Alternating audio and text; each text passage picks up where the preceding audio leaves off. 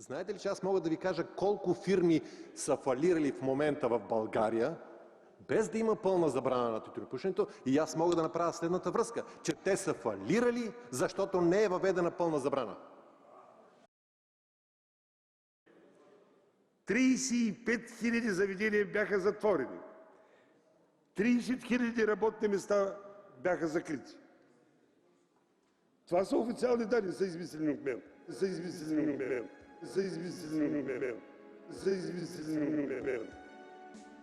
Професор, доктор Милан Миланов, не го казва Корнизов.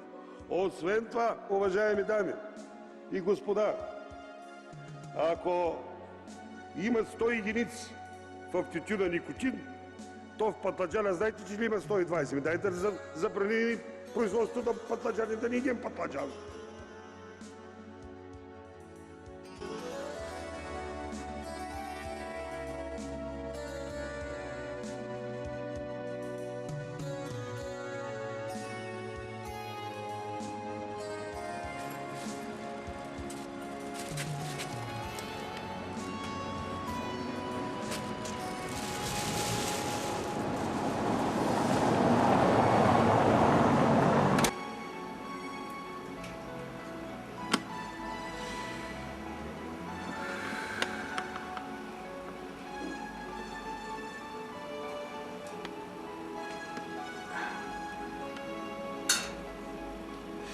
Сега да бяха тук и приятелите да си поприказваме.